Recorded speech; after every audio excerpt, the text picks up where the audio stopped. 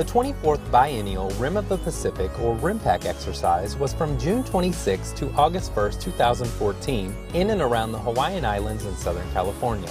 RIMPAC is the world's largest international maritime exercise. This year, 22 nations, 49 ships, 6 submarines, more than 200 aircraft, and 25,000 personnel participated in RIMPAC.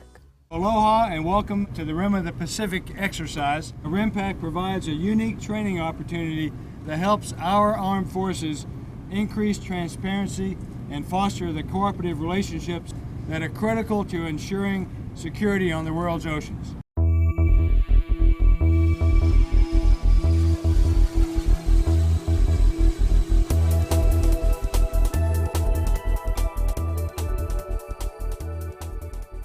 As the commander of the Combined Task Force, it's my pleasure and really my honor to have the opportunity to lead the 25,000 sailors of the 22 nations that are participating in this exercise. It's really been amazing to see them all come together from such a diverse background into one team.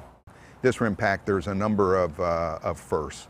It's the first time we've had a Special Operations Command level player. It's the first time we've had hospital ships participate. We've got Mercy from the United States and a Peace Ark from the People's Republic of China. There's a number of countries who have ships here for the first time, like Brunei, China, Indonesia, India, and Norway. So there's a number of things that we're doing differently here that we haven't done before.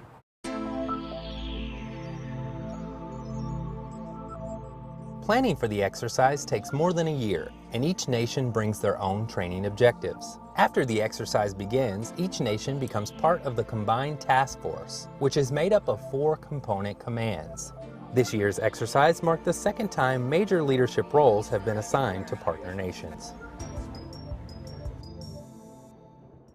In my role as the Combined Force Maritime Component Commander, my responsibility is to integrate all of the maritime units, ships, submarine, and to ensure that we meet our training objective during the first part of the exercise, and as we shift to a tactical element in an operational to achieve some of the strategic objective that we want to achieve based on the scenario that's presented to us. Harbor phase is where we all come together really for the first time. You know, we've spent about 2 years planning for the exercise. Then in the harbor phase, we come together, the guys that are going to go execute it. It's a good opportunity to get to know each other, number one. It's a good time to go over the plans one more time. We also kind of lay out the rules and make sure we're all operating from the same sheet of music, and then we go to sea. You know, if you can take the background of 22 different countries, the capabilities from such a diverse team, and put them all together and come up with solutions and the answers to problems, I think you're showing a very adaptive team. The at-sea phase of the exercise, it's a maritime exercise, so clearly that's the most important phase. We'll do some scripted type of scenarios, all within a schedule of events, slowly working our way up to doing what we call free play, which is a full-up scenario. My leadership team, my commanders come from just about every nation. It has been just a fantastic opportunity to work with them, their navies, learn from them, have a good time, and watch this team come together and execute.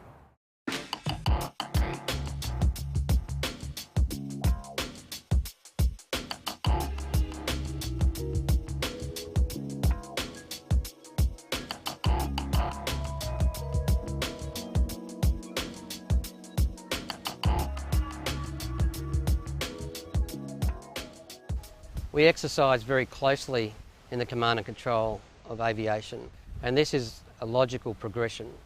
We have a relationship going back many, many years. Most of us have grown up in partnerships with various US forces. My appointment as a Combined Force Air Component Commander for this exercise is a natural progression of that relationship in the command and control of aviation. The biggest challenge of working an exercise of this size is the orchestration that's required to get every part of the puzzle moving in the right direction. It's individual, it's national, and it's collective, and ultimately it's about building those relationships. There's many lessons that an exercise of this scope can teach. Some at the very tactical level, firing weapons, some at the operational level, some that pertain to the exercise itself, and some to the doctrine that is so important to each of the nations as we align to conduct combined activities.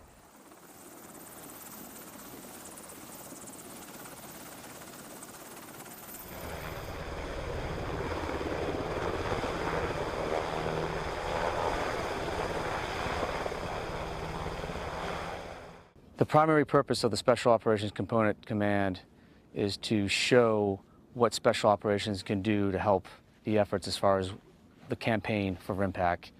There's a lot of expertise that Special Operations Forces can offer as far as complementing the warfighting efforts.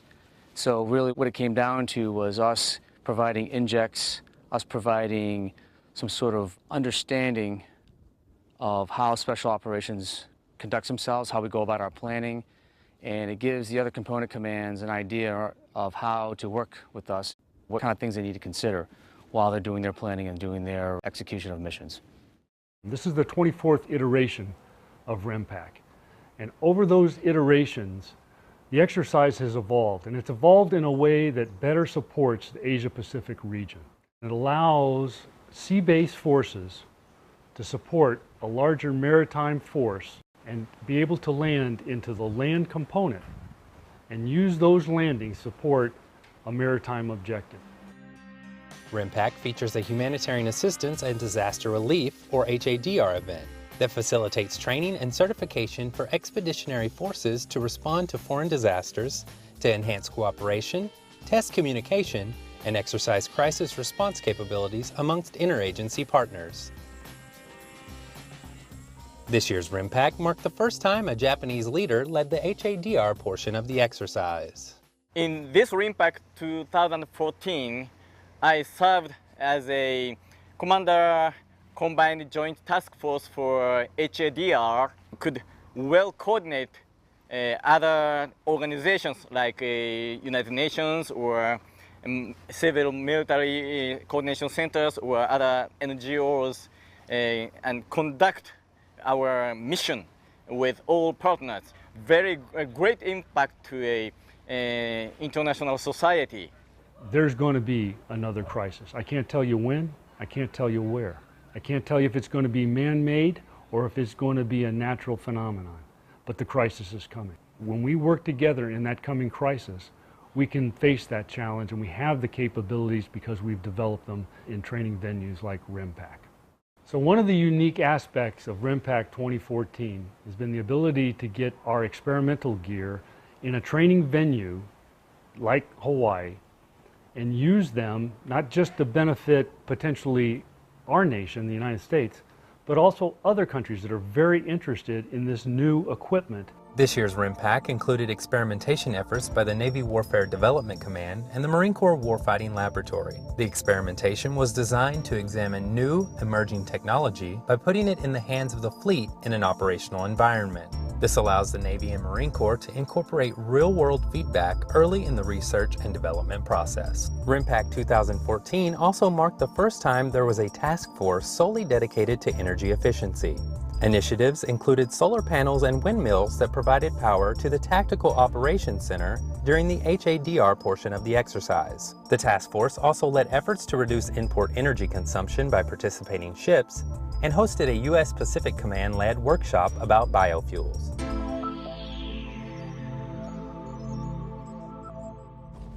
What we found during this RIMPAC is Hawaii provides a very unique training area. Many of the nations that come to Hawaii travel thousands of miles. They come here because it's in their interest to do so, because their nations get the opportunity to develop a capability that they will definitely use in the future throughout the Asia-Pacific region.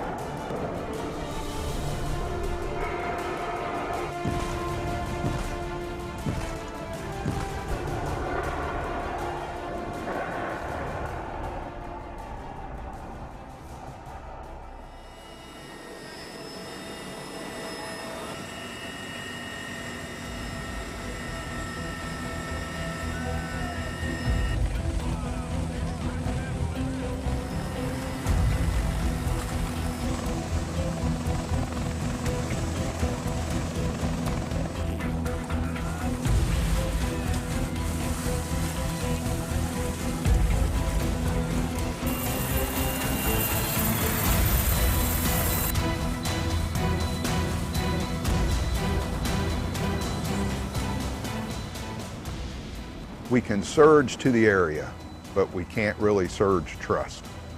So this is really the opportunity to work together, knowing that in the future we'll be able to drop in as a team and be able to communicate together and to be able to trust each other when we get out there. Though each exercise is unique, what is unique to RIMPAC in each exercise is the fact that most of these sailors have never been here before, and they'll know each other when they go out again, and they'll think back to their time at participating in this exercise with, hey, I was part of a really big team from a whole lot of different nations.